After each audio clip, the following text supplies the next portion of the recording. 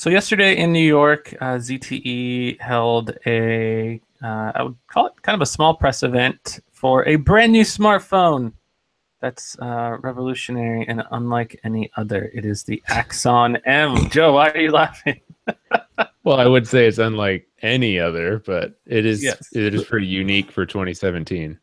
For this year. This year, it's unlike any other 2017 flagship. What they unveiled was the Axon M, and it is a foldable smartphone. It has two displays on it, and it's I guess you could sort of call it like a flip phone. But the displays flip open to sort of either create one giant display, or you can kind of just use it for two different apps, which is kind of interesting. So it's got a bunch of all these unique tricks and whatnot. As I mentioned, there's like a tablet mode, which is pretty cool. You can just sort of extend your display across both displays or both screens. And then there's also where you can run two different apps, or you can even run two different instances of the same app. So say you're in Reddit and you're reading a post, you can still have like the Reddit list and go through your news list on the other. It's kind of interesting. So Andrew, you went to the event and you got to play around with it. What did you think? Interesting.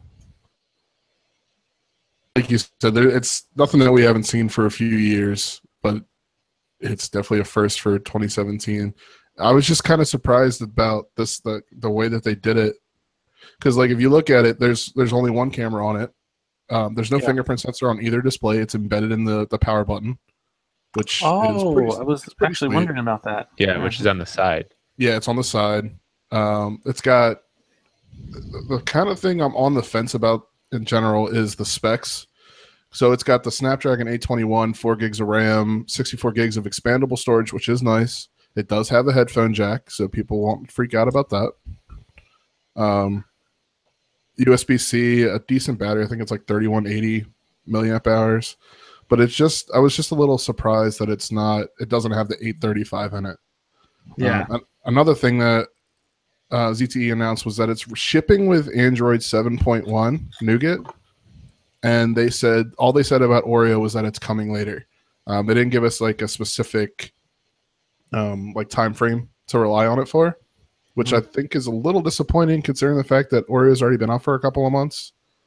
But I guess it just shows that they were focusing more on the hardware side of things and like in terms of the actual design, and not so much the software in terms of making sure that it's going to work with Oreo.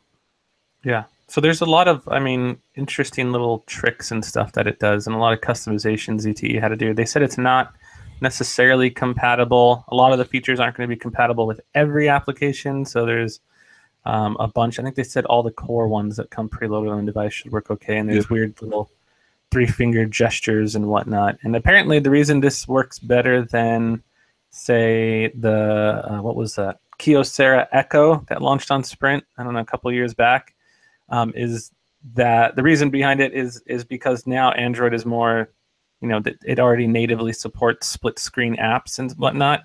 Whereas back in the day, they kind of had to do a lot more hacky things with the OS to try to make it work properly. So this is supposed to be a lot more streamlined and nice. And from the pictures and everything, it looks really, really, really interesting and cool.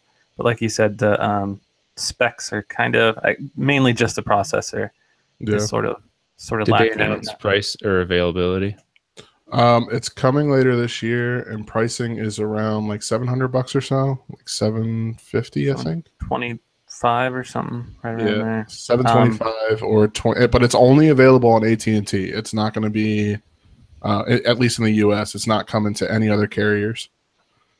And we didn't hear anything about whether they're going to sell an unlocked version of it for you to take on your carrier of choice. Huh. Very strange.